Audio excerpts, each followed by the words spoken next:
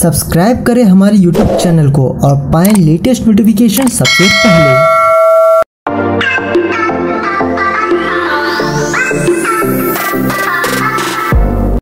नमस्कार दोस्तों, काफ़ी दिनों से वीडियो नहीं आ पा रही थी क्योंकि कुछ सोशल न्यूज़ को इकट्ठा कर रहा था मैं। बेसिकली आज के टाइम पे जो मौसम चल रहा है, माहौल चल रहा है दोस्तों, वो ऐसा चल रहा है कि अगर आप किसी को सी बना पाते हैं, ध्यान रखिएगा, सी यानी कि आपको बेवकूफ़ बना पाते हैं, बुड़बक बना पाते हैं, टिया बना पाते हैं, तो आप समझदार हो जाते हैं, आप अच्छे बिजनेसमैन बन सकते हैं। और ये चीज़ पॉलिटिकल इवेंट में भी देखी जा सकती है, साथ ही साथ साइबर क्राइम फ्रॉड को लेकर के भी किया जा सकता है।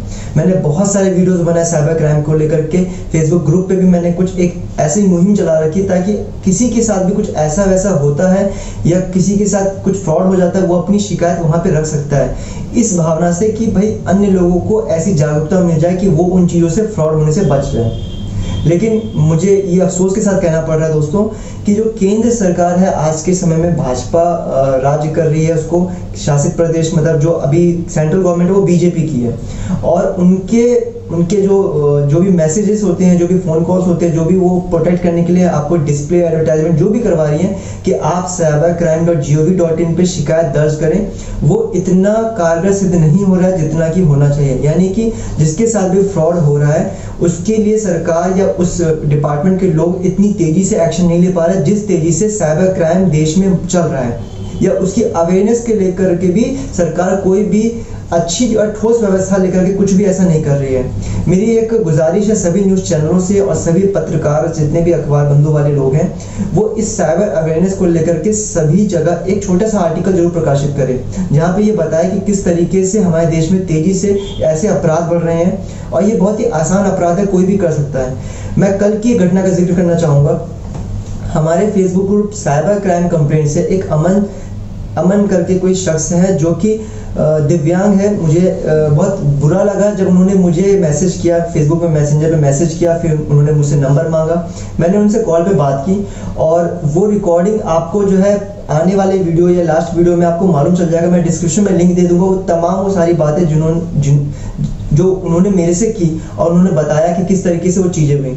उसके लिए मैं आपको थोड़ा सा बता दूं कि घटना उनके साथ कैसे घटी। बेसिकली पहले भी मैंने बताया था कि मैं एक वेबसाइट डिजाइनर हूँ, डिजिटल मार्केटिंग का मेरा काम है, तो ये संभव है कि मैं आपकी वेबसाइट या किसी भी थर्ड पार्टी वेबसाइट का क्लोन बना करके किसी को भी गुमराह कर सकता हूँ ताकि उसको ये लगे कि यही वेबसाइट जो मैंने बनाई है वही ऑथेंटिक है। अगर उसको डोमेन सब डोमेन के बारे में जानकारी नहीं है तो वो बिल्कुल निश्चित तौर पे गुमराह का शिकार हो सकता है और अपने निजी जानकारी उस वेबसाइट पोर्टल पे डाल सकता है। तो अमन के साथ बुरा ये हो गया कि उसको एक वेबसाइट मिली व्हाट्सएप के थ्रू या किसी भी सोशल मीडिया के थ्रू, जहाँ पे उसको ये बताया गया कि आप अगर इस वेबसाइट पे अपनी जानकारी डालेंगे तो आपको लैपटॉप और टैब मिल जाएगा, कुछ धनराशि भी मिलेगी। उसके लिए आपको जो है 70,000 रुपये देने पड़ेंगे और आपको इस तरह की चीज़ें में एक्टिविटीज़ भी करनी पड़ेगी। उन्होंने किसी साइबर कैफे में जा करके, क्योंकि उनको नेट बैंकिंग नहीं आता था, तो शादरा के दिल्ली से हैं, वो दिल्ली शादरा से हैं, साइबर कैफे में जाकर के ये पैसे डाले और उस पार्टिकुलर बैंक अकाउंट में जहाँ से फ़ोन आया था कि आपको ये सारी चीज़ें मिलेंगी, मैं गवर्नमेंट से हूँ और इस तरह की चीज़ें हम करवाते हैं, तो आपको पैसे मिल जाएंगे, आपको लैपटॉप मिल जाएगा, ये हमारी योजना है। पैसे मिलने के बाद उन्होंने कोई रिस्पॉन्ड नहीं किया, मतलब ये पूरी तरीके से फ्रॉड था, स्कैम था, एक फेक वेबसाइट भी थी। मुझे नहीं पता कि वेबसाइट का लिंक है क्योंकि वो फ़ोन कॉल उन्होंने अभी तक मुझे बताया नहीं है, लेकिन इस तरह के फ्रॉड पहले भी आए हैं और मैंने मेरे मित्रों के आईटी टीम की मदद से ऐसे स्कैम बंद भी करवाए हैं, जिसके बारे में मैंने पहले ही बताया कि कोटक नाम की एक वेबसाइट है और उन्होंने मुझे ही टारगेट किया क्योंकि मेरा बैंक अकाउंट कोटक में है। तो कहीं ना कहीं ये दस्तावेज, ये जानकारियाँ वही लोग लीक कर रहे हैं जो बैंक अकाउंट, ये मैं आरोप नहीं लगा रहा, ये मैं एक आशंका जता रहा हूँ कि ऐसा हो सकता है। तो उस अमन के साथ 70,000 रुपये उसके चले गए। 3600 रुपये एक और डिपार्टमेंट ने ले लिया जब उन्होंने गूगल पर सर्च किया कि साइबर क्राइम से रिलेटेड शिकायत ये निपटा देंगे। जब उन्होंने उसको फ़ोन किया तो उन्होंने कहा आप मेरे चार्जेस इतने आपको मुझे देने पड़ेंगे, हम आपकी तरफ से कुछ ऐसा ऐसा कर देते हैं, कंप्लेंट शिकायत बेसिकली कर देते हैं, आपका शिकायत सॉल्यूशन हो जाएगा। वहाँ से भी कोई उसको संतुष्टिजनक जवाब नहीं मिला और 3600 रुपये यानी कि 73,600 रुपये उनके पानी में गए। उन्होंने इसकी एफआईआर भी दर्ज कराई, उन्होंने कहा कि मैंने एफआईआर भी दर्ज करा रखी है, मैंने कंप्लेंट भी कर रखा है, जो कि बात की बात है वही जाने, अभी तक मुझे उसकी कॉपी नहीं मिली, नहीं तो मैं आपको अपने वीडियो के थंबनेल में या फिर डिस्क्रिप्शन में या कहीं पे भी लगा के दिखाता। अगर वो आ जाए तो मैं जरूर लगा दूंगा। लेकिन इस तरह की घटनाएं दोस्तों हो रही हैं। एक दिव्यांग तक को साइबर फ्रॉड वालों ने नहीं छोड़ा। उन्हें नहीं मतलब है कि कौन किस अवस्था में किसके कैसे पैसे, उन्होंने बताया बहुत ही इमोशनल होकर के कि ये पैसे मुझे सरकार से ही मिलते हैं, जो उनकी पेंशन वगैरह कुछ होती है, क्योंकि वो हैंडीकैप है तो उस हैंडीकैप के वो पैसे उनको मिलते हैं। तो ये एक न्यूज़ थी, सोशल न्यूज़ थी और बहुत दुख भरी न्यूज़ थी, जिसका मुझे बड़ा पछतावा हुआ कि मैं टाइम नहीं दे सकता। लेकिन हाँ, मैंने उनको बताया कि आप उस नंबर को, वो जो भी व्यक्ति है, जो भी आपके साथ हुआ है, उसके वीडियो बना करके लोगों तक शेयर करें, क्योंकि हम जब तक अपने बारे में नहीं बताएंगे कि हमारे साथ ऐसा हुआ, तब तक लोग अवेयर नहीं होंगे, लोग इस बात को समझेंगे नहीं, इस प्रॉब्लम को इतना सीरियसली नहीं लेंगे बेसिकली। एक तो न्यूज़ ये हो गई। दूसरी न्यूज़ की अगर मैं बात करूँ तो अभी काफ़ी सारे लोग जो है इसके शिकार हो चुके हैं। वो साइबर फ्रॉड से रिलेटेड ही है और वो फ्रॉड है क्लोनिंग। बेसिकली वेबसाइट का भी क्लोन होता है और हर किसी का क्लोन बनते जा रहा है। आपने भी सुना होगा, काफ़ी सारे न्यूज़ मीडिया पोर्टल ने, जी न्यूज़ की सुधीर चौधरी ने भी ये बताया कि आपके इस तरह से स्कैम हो रहे हैं। बेसिकली हम जैसे लोग उन्हें ईमेल करते हैं ताकि उनको एक अच्छा कंटेंट मिले और उस कंटेंट पे, क्योंकि उनके पास प्लेटफॉर्म अच्छा है तो ज़्यादा से ज़्यादा लोग उनको सुन सकें। ये मैटर है आपका हैशटैग कपल चैलेंज वाला, सेल्फी हैशटैग ये वो। और देखिए, ऐसा नहीं है कि मैंने इस चीज़ को नहीं इस्तेमाल किया, मेरी शादी नहीं हुई, ना ही मैंने कोई कपल चैलेंज में पार्टिसिपेशन किया, लेकिन मैं अपने दोस्तों बहनों के साथ, आंटी मौसी चाची, जितने भी हमारे फीमेल हमारे रिलेटिव्स होते हैं, उनके साथ मैंने भी फोटोज डाले। लेकिन ये कपल जाने से पहले की बात है। हमें नहीं लगता था कि कोई इस तरह की ओछी हरकत भी कर सकता है। मालूम था कि ऐसी चीज़ें होती हैं, लेकिन ये वो लोग करते हैं जिन्हें किसी से दुश्मनी या बदला लेना पड़ता है। लेकिन आज के टाइम पे दोस्तों, ये सारी चीज़ें उनके लिए एक अच्छा फ्री ऑफ कॉस्ट कंटेंट मिल जाता है उनको, चाहे वो चीन के लोग हैं, बांग्लादेश हो, पाकिस्तानी, कोई भी हो, उनको फिरौती चाहिए होती है ऑनलाइन। और ये होता क्या है मैं आपको बता दूँ, ये एक तरह का साइबर स्कैम है, फ्रॉड है। होता ये है कि अगर आपके घर में कोई भी रिलेटिव या फीमेल फ्रेंड है, उन्होंने कोई ऐसे हैशटैग पे अपनी फोटो अपलोड कर दी, तो किसी भी हैकर के लिए ये आसान हो जाता है उस हैशटैग से आपके सारे फोटोज को डाउनलोड करना। जो भी फोटोज बहुत ही साफ, स्पष्ट और क्लियर होता है, उस फोटोज का क्लोन बना करके, यानी उसे ऐसे कट और क्रॉप कर दिया जाता है कि एआई की टेक्नोलॉजी की मदद से आपकी फोटो, आपकी चेहरे की फोटो को एक गलत फोटो, मतलब कि आप उसे समझ सकते हो, उसको एक्स फोटो से चेंज कर दिया जाता है या एक्स वीडियो से चेंज कर दिया जाता है। बेसिकली ये पोर्नोग्राफी वाले वेबसाइट्स या वीडियोस में काफ़ी यूज़ हो रहे हैं और कुछ ऐसे ऐप भी हैं जहाँ पे इस तरह के कंटेंट यूज़ हो रहे हैं, क्योंकि फेस चेंज होगा तो लोग ज़्यादा अटेंशन गेन करेंगे, ज़्यादा यूज़र इंस्टॉल करेंगे उस चीज़ को। तो ये बहुत बड़ा स्कैम है। इस चीज़ से बचने के लिए मैं आपको बार बार अलर्ट कर रहा हूँ, बार बार अलर्ट कर रहा हूँ, ताकि आप इन चीज़ों को समझें कि अगर आपको किसी को फोटो दिखानी है अपने पति के साथ, भाई के साथ, बहन के साथ, दोस्त के साथ, so please share this photo to the private network, don't spread in publicly. अगर आपके फेसबुक अकाउंट पब्लिक है तो आप उसको ना करें, फ्रेंड लिस्ट एक्सेप्ट करें, रिस्ट्रिक्ट करें, अपने फेसबुक प्रोफाइल फोटो को लॉक करें, क्योंकि ये एक वैल्यूएबल कंटेंट है और ये फ्री ऑफ कॉस्ट कंटेंट है। उनके फीडबैक यूजर और उनको एक डेटा प्रोवाइड कर देता है, अच्छी खासी उनकी अर्निंग हो जाती है।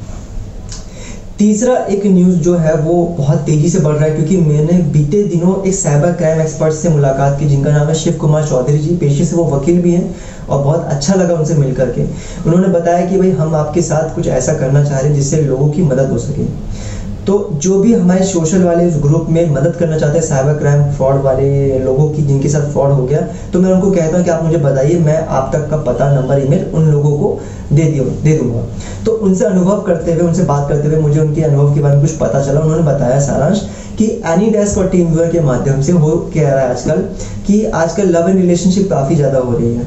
क्योंकि ये चीज़ें यूथ हूँ मैं, मुझे भी मालूम है कि ऐसा होता है, लेकिन इस हद तक कुछ भी हो सकता है ये नहीं पता था कि आपका कोई फ्रेंड, यानी कि अगर आप रिलेशनशिप में हैं और किसी मेल फ्रेंड को ये बात अच्छी लगती है कि भाई आपकी गर्लफ्रेंड या आपकी दोस्त की, पार्टनर की फोटो इतनी अच्छी है, वो इतनी अच्छी है, मुझे बात नहीं करा रहा, तो वो आपका फ्रेंड क्या कर सकता है, या हो सकता है कि आपका फ्रेंड ही, यानी लिव इन रिलेशनशिप वाला पार्टनर ही आपका इस तरह का नॉटी हो सकता है, गलत हो सकता है कि वो आपके साथ वीडियो कॉल करते हुए अपनी स्क्रीन रिकॉर्डिंग किसी को शेयर कर दे। मतलब ये कि अगर मैं किसी से, आप जैसे आप मेरी वीडियो को देख रहे हैं इस समय, और मेरी वीडियो और आपके वीडियो में, जैसे आप अगर मेरी YouTube चैनल की वीडियो को देख रहे हैं, सपोज करिए उस वीडियो चैनल को आप जो देख रहे हैं उस मोबाइल में एनीडेस्क इंस्टॉल है और उसका एक्सेस किसी के पास है, यूजर आईडी उसको मालूम है, आपने एक्सेस दे दिया और उस ऐप को हिडन कर दिया, यानी आपको मालूम भी नहीं है कि वो ऐप आपके फोन के अंदर इंस्टॉल है। तो आपको पता भी नहीं चल रहा है कि आपका डेटा, आप जो भी इंटरएक्टिविटी कर रहे हैं वो सारा डेटा उसके पास जा रहा है, उसने नॉन स्टॉप एक्टिविटी ऑन कर रखी ताकि पता भी ना चले कि कितनी देर तक वो बंदा ऐसा कर रहा है। ऐसा होता है, पॉसिबल है, अगर कोई ऐप को क्रैक करना चाहता है पॉसिबल है। मैं ये बता रहा हूँ इसलिए ताकि आप इनसे बचें, ना कि इन चीज़ों का दुरुपयोग करें। तो इस फ्रेंड वाले रिलेशनशिप वाले चीज़ों में क्या होता है कि आप रिलेशनशिप में आपने कुछ भी ऐसा उनको, अपने फीमेल फ्रेंड को ऐसा वैसा बोला और वो सारी चीज़ें रिकॉर्ड हो रही है या फिर एनीडेस्क के माध्यम से कोई दूसरा बंदा देख रहा है। और एक और चीज़, कई लोग स्क्रीन रिकॉर्डिंग भी करते हैं। तो मेरा एक अनुरोध है कि अगर आप किसी से भी वीडियो कॉल में बात कर रहे हैं तो कोशिश करिए मर्यादा में ही बात करें। रीज़न ये कि आज के टाइम पे किसी का भी भरोसा नहीं किया जा सकता कि वो व्यक्ति का उद्देश्य क्या आपसे वीडियो कॉल करने का। अगर वो आपका पार्टनर कुछ ऐसा गलत कह रहा है तो आप सतर्क हो जाइए, बिल्कुल ना, वो आपके ऊपर है कि आपको उसके साथ क्या करना है क्या नहीं करना। लेकिन आजकल बहुत गलत तरीके से इस वीडियो प्लेटफॉर्म का यूज़ हो रहा है, तो हमें इसे समझने की ज़रूरत है कि ये हमारी ज़रूरत के लिए है या मिसयूज़ करने के लिए। और चौथी जो न्यूज़ है दोस्तों वो ये कि शिवसेना, बीएमसी, बीजेपी, कांग्रेस और तमाम तरह के जो अभी बम पटाखा फटे थे सुशांत सिंह के मुद्दे को ड्रग केस में बदल करके इन सभी लोगों का नाम आ गया। सुशांत सिंह के जो हत्या हुई है उसको हत्या ना करके उसको सुसाइड किया जा रहा है, ऐसा बताया जा रहा है। जैसा कि मैंने आपको पहले इंटरव्यू में भी बताया था कि वो लोग नहीं चाहते कि उनकी जो है व्यवस्था चरमरा जाए। बेसिकली देखिए, जिस तरीके से जो आपकी कंगना रनावत है उन्होंने अपने आप को प्रचारित किया रानी लक्ष्मीबाई, मैंने पहले भी कहा था कि मैं इस चीज़ के अगेंस्ट हूँ। अगर किसी का घर टूट रहा है वो गलत है, लेकिन इसका मतलब ये नहीं कि आप अपने आप को झांसी की रानी कह लें। किसी अच्छे किताब को पढ़ करके ये महसूस होता है कि मैं भी सुपरमैन हूँ, हीरो हूँ, मैं भी कर्मा हूँ, मैं भी मतलब एक हीरो वाली भावना आती है। इसका मतलब ये नहीं कि आप पूरे हीरो ही बन जाते हो। अगर आपको इतना ही लगता है कि आप झांसी की रानी थी तो आपने इससे पहले काफ़ी अश्लील कंटेंट वाले पिक्चर्स बनाए, तो उस समय क्या थी आप? तो ये चीज़ गलत है। आप अपने आप को सोशली इस तरह से प्रेजेंट करें कि आप अपने हिंदू जनमानस से भारत की जनता को गुमराह करने का काम करें। साथ ही साथ कहीं ना कहीं कंगना रनावत की जो बयान है जो काफ़ी हद तक सही भी है, उनका जो बॉयकॉट चल रहा है इस समय, कांग्रेस या टीएमसी या बीएमसी जितने भी ऐसे लोग हैं जो कि एंटी बीजेपी है, वो उनकी एक बात सच है कि ये अवसरवादी हैं। इससे पहले, सुशांत से पहले काफ़ी सारी चीज़ें हुई थी, लेकिन सुशांत के बाद ही क्यों इन्होंने इस तरीके की चीज़ें की। हालांकि वो एक अलग पर्सनल मैटर है, लेकिन मेरा अनुरोध ये है कि आप एक हिंदू महिला, एक सामान्य औरत, एक सामान्य महिला, भारत की महिला बन के भी आप कोई भी प्रोटेस्ट या अगेंस्ट या कोई भी अच्छी देशभक्ति वाली बातें कर सकते हैं, ना कि आपको रानी लक्ष्मीबाई के नाम का इस्तेमाल करने की। और वही बीएमसी और टीएमसी और जो भी पार्टी है मुंबई में अभी चला रही है, वो भी जो है ले दे के कंगना रनावत के पीछे पड़ी हुई है। कोरोना का उनको कोई सरोकार ही नहीं है। और लास्ट में मैं आपको कुछ सुझाव, अपने विचार देना चाहता हूँ। बीते कुछ दिनों में ट्रैवल कर रहा हूँ और मैंने जो नोटिस किया है, मोस्टली लोगों का जो मास्क लगाने का कारण है दोस्तों, वो पहला कारण जो है वो है भय कि चालान ना कट जाए हमारा, जो फैक्ट है। और इससे पुलिस वालों को, सरकार को काफ़ी फायदा हो रहा है टैक्स के लिहाज से।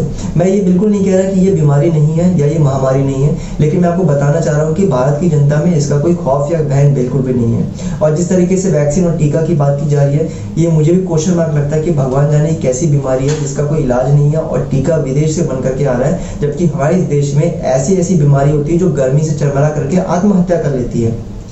दूसरा कारण जो मुझे लगता है मास्क लगाने का वो है प्रदूषण। हमारे देश की जनता जो है, क्योंकि भूल बड़ी जल्दी जाती है कि हमारे प्रॉब्लम्स क्या हैं, उन्हें सिर्फ रिया, ड्रग्स, ये सारी चीज़ें दिखती है, उन्हें सिर्फ आपकी अदालत या फिर कॉमेडी सर्कस, ये सारी चीज़ें दिखती है, बिग बॉस दिखता है। तो वो भारत की जनता देश से बाहर, घर के बाहर निकलती नहीं है, सोसाइटी के प्रॉब्लम्स नहीं दिखती। और हो ये रहा है कि प्रदूषण बढ़ते जा रहा है। कोरोना के टाइम पे भी सिगरेट, बीड़ी, तंबाकू, गुटखा, पान, बाल, ये सारी चीज़ें बंद नहीं हुई है, लेकिन फिर भी आपको ये कहा जा रहा है कि आप जो है मास्क लगाओ। अब आप मेरे को एक बात बताइए कि जिसको गुटखा, बीड़ी, सिगरेट, तंबाकू खाना है, अगर आपने बेचने के लिए लगा रखा है तो वो कैसे मास्क लगा करके खा सकता है? ये सारी चीज़ें कंट्रडिक्शन है कि नहीं है? आपको चालान भी लगवाना है, आपने वो चीज़ बना भी रखी, जहर भी बेच रखी है और कहते हो कि अगर आपने खाया तो मरोगे भी। ये सरकार की एक बड़ी गलत और गंदी पॉलिसी है। और आप अगर कहते हो कि टैक्स मिलता है, तो जी टैक्स बहुत सारी चीज़ों से मिल सकता है। ये जो बेचने वाले हैं इनको ये दुकानें दी जाती है क्योंकि ये कहीं ना कहीं कर्जे में होते हैं या इनके पास कोई ऑप्शन नहीं बचा होता है। ओला, उबेर, रैपिडो, इन तमाम लोगों की सिचुएशन बहुत ही दूबर है, ख़राब है। मुझे बता रहे हैं कि भाई जॉब नहीं मिल पा रही, 74, 78, 80, 180, 100 रुपये तक डेली की इनकम है, जबकि पहले इनकी इनकम 1000, 2000 तक होती थी।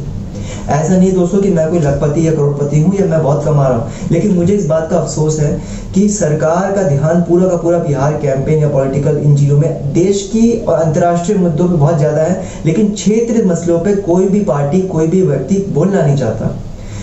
चारा चोर और अनपढ़ गवार लोग जो है टीवी पे रैलियां कर रहे हैं, उनको अटेंशन दी जा रही है, लेकिन जो फैक्ट बात बोल रहे हैं यूट्यूब और फेसबुक पे उनको घास नहीं दी जाती, क्योंकि उनके बिजनेस खराब हो सकते हैं। दोस्तों लास्ट में कुछ आइडियाज है मेरे जो मैं आपको जल्दी कवर करना चाहूँगा। वो ये कि हमारे देश में काफ़ी सारे पार्क है, जिसके बारे में मैंने आपको पहले भी वीडियो बनाया था कि पार्क है, अगर उन पार्कों को गौशाला घोषित कर दी जाए तो गाय और जितने भी पशु होते हैं वो सारी को चारा वाले चीज़ें आसानी से मिल सकती है, उनकी रक्षा होने में एक बहुत बड़ा योगदान हो सकता है। आपके जो उनके गोबर होते हैं, मल मूत्र होते हैं, उनसे जमीन और भूमि भी उपजाऊ हो सकती है। कीड़े मकोड़े जो होंगे वो भी यूजर फ्रेंडली होते हैं, ताकि हमारी जो जमीन है या इकोसिस्टम बहुत अच्छा हो जाए। दूसरा ये दोस्तों कि काफ़ी सारे इंडस्ट्री और फैक्ट्रीज नदियों के बगल में लगते हैं। इतनी सारी नदियों वाले देश में आप सोचिए कि पेप्सी कोला और तमाम तरह के कोका कोला और सॉफ्ट ड्रिंक्स जो कि बहुत ही पॉइजन ड्रिंक्स होती हैं, उनको महिमामंडन करके बेचा जाता है और आपके टीवी एक्टर्स बेचते हैं। साथ ही साथ पानी की बोतल 10-20 रुपए में बिक रही है। तो क्या ये गलत नहीं? क्या ये गारंटी नहीं कि आने वाले टाइम पे आपको ऑक्सीजन सिलेंडर भी खरीदने पे आप मजबूर हो जाए? आप विरोध करना शुरू करिए, ये आपका अधिकार है। मैं एक बात देख पा रहा हूँ कि 1947 के आज़ादी के बाद हमारे देश में कहीं ना कहीं विरोध करने की शक्ति खत्म आ गई है। अपोज हम नहीं कर पा रहे सही को कि गलत है, ये चीज़ नहीं होनी चाहिए, हम उसको एज इट इज अपना कर रहे हैं, एक्सेप्ट किए जा रहे हैं, ये चीज़ नहीं होनी चाहिए। बेसिकली मैं उस चीज़ का विरोध करता हूँ। अगर आपके साथ कुछ गलत हो रहा है, अन्याय हो रहा है, तो आप उसका विरोध करिए। पुलिस का इंतजार मत करिए, सरकार का इंतजार मत करिए। सरकार अपना घर भरेगी पहले, जनता गएगी बाद में। पुलिसों के साथ भी यही चीज़ है, सब कोई परमानेंट और एश्योरेंस चाहते हैं, और हमारा देश बेसिकली स्पिरिचुअल अभी बहुत ही नहीं है, बहुत कम है, इसी वजह से ही सारी प्रॉब्लम्स हो रही हैं। दोस्तों आने वाले वीडियो में मैं बहुत सारी चीज़ें कवर करने की कोशिश करूंगा, क्योंकि अगर मैं बोलता हूं तो फिर वो ख़त्म होने का नाम नहीं लेती। और उम्मीद है मेरा आप मैसेज समझ गए होंगे कि जनता से सरकार है, ना कि सरकार जनता से।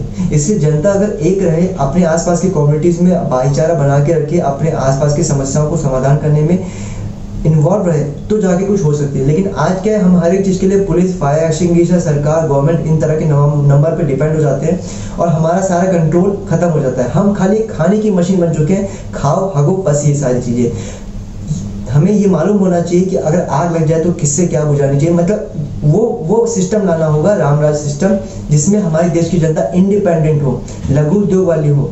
आने वाले टाइम पे दोस्तों लघु उद्योग के बारे में बात करूंगा, जहाँ से हम अपने बिजनेस को बढ़ा सकते हैं, और सभी चीज़ों को जो आज MSME कर रही है वो हम खुद के लेवल पे कर सकते हैं। उम्मीद है आपको ये वीडियो पसंद आई हो। वीडियो देखने के लिए बहुत बहुत धन्यवाद।